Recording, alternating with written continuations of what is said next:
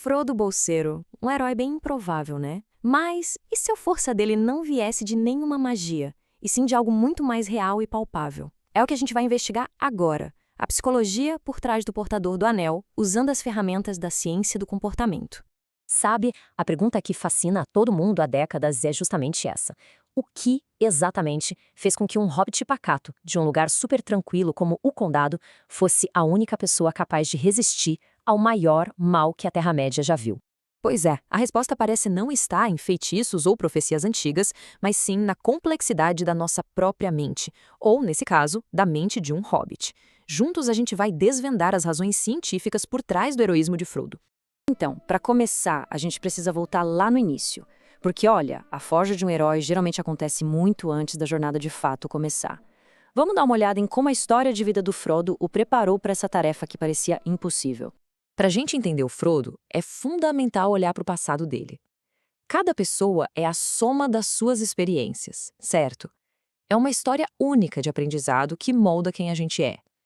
Na análise do comportamento, isso tem um nome: ontogênese. É basicamente o que nos faz ser quem somos. E aqui está o pulo do gato.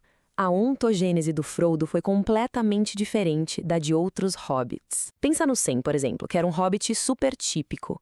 A vida do Frodo, por outro lado, foi moldada pelo Bilbo, que mostrou a ele um mundo muito maior, ensinando sobre elfos, história, outras línguas. E isso criou um repertório, tanto intelectual quanto moral, totalmente único. E essa singularidade toda não passou despercebida, não. O próprio Gandalf, antes mesmo de toda a jornada começar, já via ele como o melhor hobbit do condado. Ele já reconhecia ali uma resiliência e uma ética que seriam, bom, essenciais. Então, o caráter dele foi construído sobre 4 pilares psicológicos. Não era uma questão de força bruta, sabe? Mas sim de uma resiliência silenciosa, um intelecto afiado, uma capacidade imensa para a piedade e um profundo senso de dever. O Frodo não era um machado de guerra, entende? Ele era mais como um instrumento de precisão. A sua estrutura psicológica, que foi forjada pelo Bilbo, o tornou resistente a um tipo de corrosão que destruiria guerreiros e reis muito mais poderosos. Mas ter a preparação certa é só metade do caminho. O que de fato o manteve firme na missão? Vamos analisar agora as âncoras psicológicas que o seguraram, mesmo quando toda a esperança parecia perdida. Um dos motores psicológicos mais poderosos do Frodo é o que a gente chama de reforçamento negativo. E calma, o nome parece algo ruim, mas não é. É quando um comportamento se fortalece pela necessidade de evitar um desastre. O Frodo não estava só correndo em direção ao objetivo, ele estava, acima de tudo, fugindo de uma catástrofe. E essa catástrofe era a destruição do lar dele, o Condado. Toda sua missão, cada passo doloroso, pode ser vista como um comportamento de esquiva, uma tentativa desesperada de impedir que o mal de Sauron chegasse ao lugar que ele mais amava. Mas como é que alguém se mantém firme quando a recompensa final está tão, mas tão distante e incerta? Pensa em fazer uma dieta ou estudar para um concurso. A gente age hoje pensando num resultado que só vem lá na frente. Isso é o que se chama de comportamento governado por regras. A capacidade de seguir um plano ou um código moral, mesmo sem um prêmio imediato. E a jornada do Frodo foi toda guiada por regras muito poderosas. A promessa que ele fez no Concílio de Elrond, as instruções de Gandalf e, algo crucial, seu próprio código moral, que o levou a poupar o Gollum.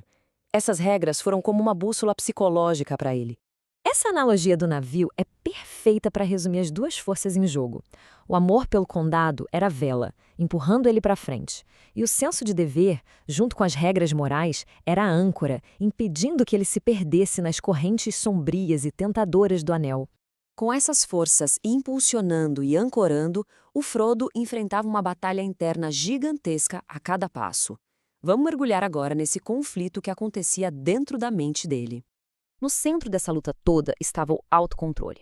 Em termos de comportamento, é aquela escolha clássica entre um alívio pequeno e imediato, mas com consequências terríveis, e um sacrifício enorme agora por uma recompensa muito maior lá na frente. O dilema do Frodo era esse, preto no branco. Usar o anel oferecia um reforço imediato, segurança, invisibilidade. O custo, no entanto, era a própria alma.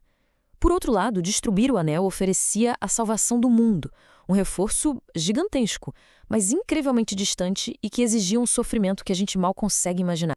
A decisão do Frodo em Amhoen é um estudo de caso perfeito disso tudo.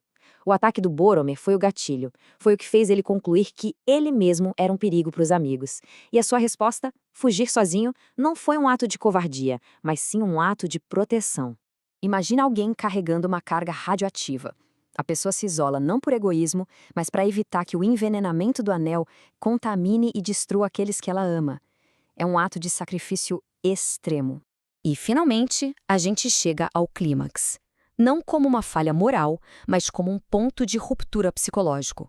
O momento em que a pressão ficou grande demais para qualquer um suportar.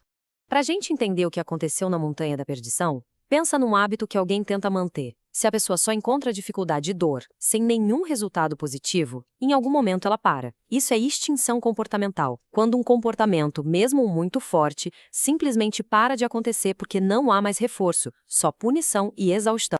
E foi exatamente isso que aconteceu. O comportamento do Frodo, a missão dele, foi sistematicamente extinto. A privação física extrema, a dor constante e o poder avassalador do anel naquele lugar simplesmente apagaram a capacidade dele de continuar. Pensa da seguinte forma: o Frodo era como uma mola de aço, incrivelmente resistente. Mas toda mola, não importa o quão forte seja, tem um limite físico. A força do anel em Mordor simplesmente ultrapassou o limite de qualquer estrutura mortal. Isso nos deixa com uma pergunta final, para realmente refletir. Aquele momento na fenda da perdição foi uma falha de caráter? Ou foi o teste definitivo, um que nenhum ser vivo conseguiria passar, revelando não a fraqueza do Frodo, mas os limites absolutos da própria resistência psicológica?